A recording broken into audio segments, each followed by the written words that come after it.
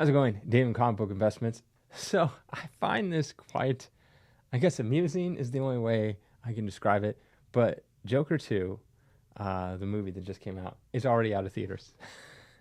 It's been 4 weeks, 28 days to be exact. It is ridiculous. They already kicked it out of the theaters. It's doing that poorly. I mean, the numbers weren't very good to begin with. It's opening night or weekend, and then it had like the biggest second weekend drop ever for any superhero, beating out the Marvels and Madam Web and those terrible movies. It was like 70 something percent, and it's already out. It's been 4 weeks, 28 days. That is crazy, crazy.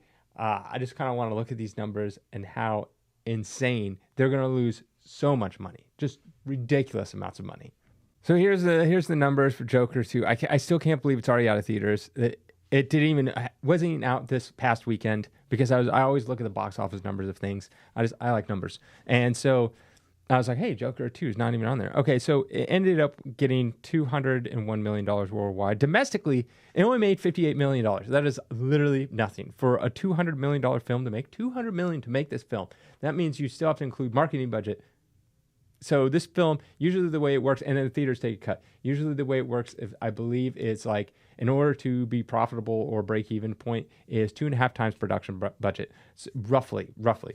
So it needs to make about 500 million worldwide to break even because you have the production costs, obviously 200 million. Then you have marketing, we really don't know, but usually it's about the same as the movie, so probably around 150, 200 million. And then you also, the theaters take the cut too. So it's not even close. If you look here, the last day was on Halloween. That was the last day. It's the last day. It averaged $44 per theater. $44. That's literally probably just 2 or 3 people going per showing. Nothing. It made $55,000 total out of 1,200 screens. That is ridiculous. Just ridiculous. Here's its weekend box office because I always like to look at weekends. And so you can see here's its first weekend, second weekend. They include these two because it's on a holiday. They'll usually include that Monday. But that's second weekend. Its third weekend, it only made 200. So from its first weekend, which wasn't very big, it dropped down 81.4% to 7 million, blah. And then the next one was 2 million. And then the next weekend was 500,000. And that's when the theaters are like, all right, it's costing us too much to put on, even have on the screen. Now, if you're wondering, like, well, what's the normal amount, how long things stay? Well, let's look at Joker number 1. Joker number 1 was in for 22 weeks. And if we look at how many days that is, it was in 154 days. 28 days versus 154 days. Its last day that it was in the box office, it was playing at 72 theaters, and it made $3,200. Which was an average of $44 per screen. That's where Joker 2 ended after 4 weeks.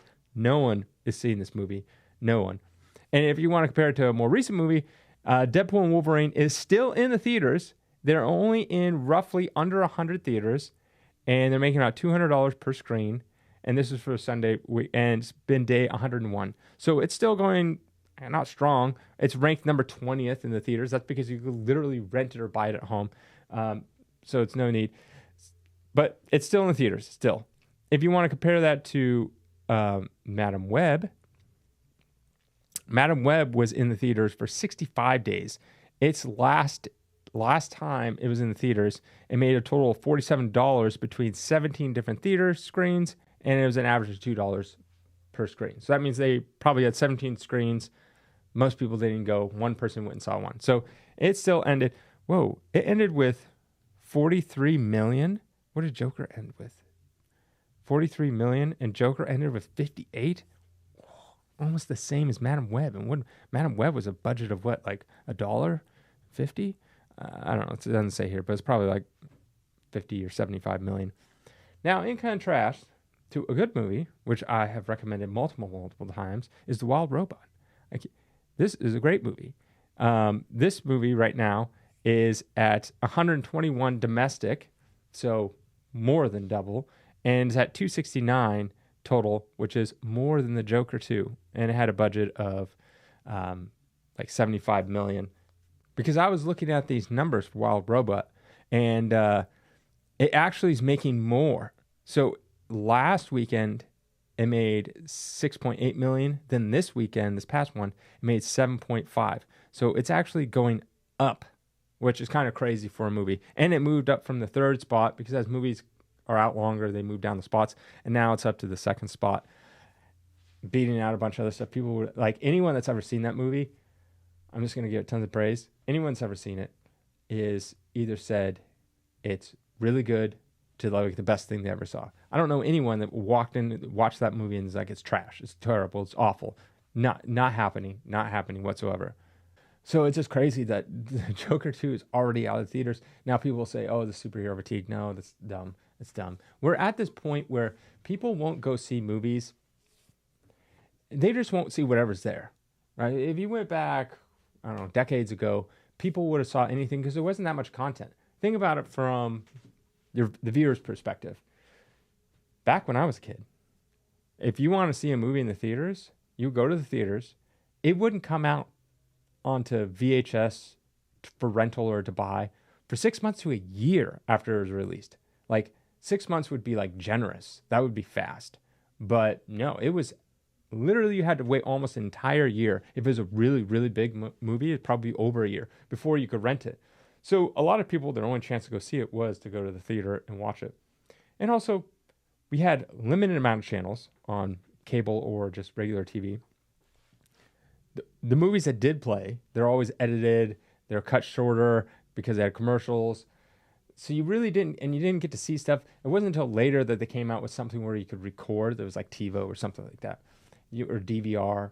You could record something, but that was it. If you were watching a show, let's say you were watching Seinfeld, if you missed that episode that came out on whatever day it was, Thursday or something, if you missed that episode, that was it. You missed it. There was no going back and watching it some other time. There was no nothing. It was just over.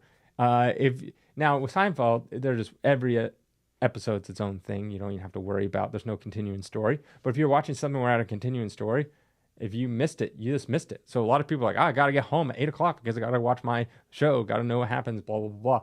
And so now what you have is, it's not like that anymore. Now you have everything that's ever existed at your fingertips. Anything you want to watch, you can watch.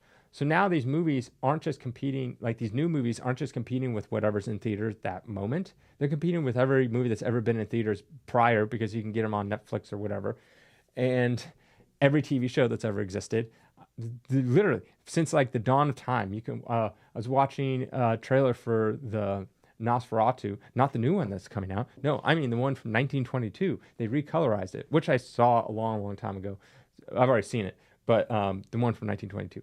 So that's like a whole thing. But that's what you're competing with. So when I sit down to watch a movie, and I picked that 1922 movie, well, that's just another movie that I didn't watch that was maybe newer, or going to the theater and watching a movie. So you're in competition with everything that's ever existed. So now you have to make movies that are super appealing.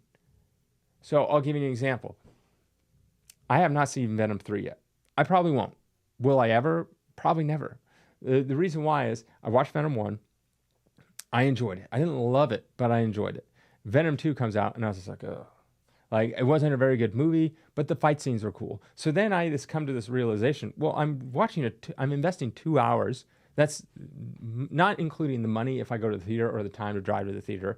But just say I watch the movie, 2 hours of my life, I'm investing 2 hours to watch this movie just for, add it all up together, 15, 20 minutes of really cool fight scenes. That's not really worth it for me, because I could just go on YouTube later and then watch the fight scenes later.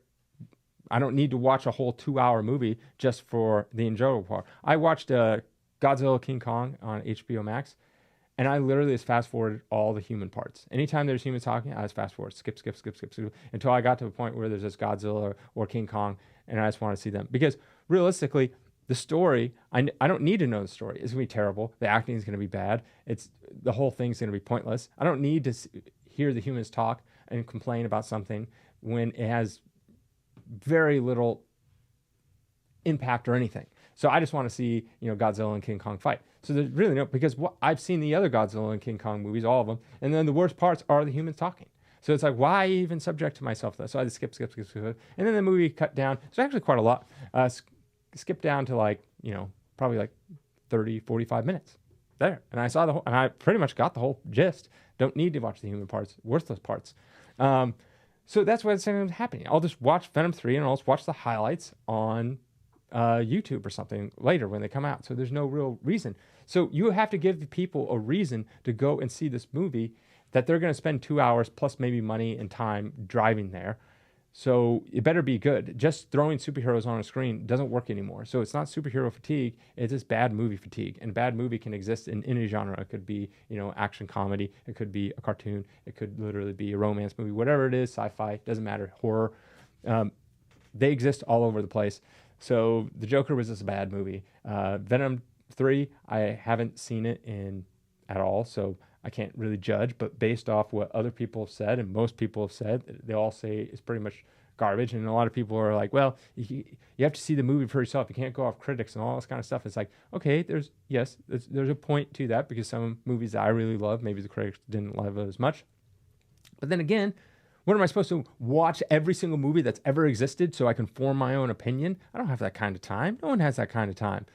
So what I end up doing is I go to YouTubers that I trust, YouTubers that I don't read like the critics. I guess they're critics. Everyone technically is a critic. I'm a critic. And I go to them or I trust. And if they said, hey, this movie is really, really good, you should go definitely watch it. And if I was on the fence, okay, I'll go see it. Wild Robot, I could not praise it enough. It's a great movie. You should go watch it. And people are. They're listening and they're going and watching it. That's why it keeps making more money as time goes on, which is weird for a movie to do that. So Venom 3, I'm not going to watch it.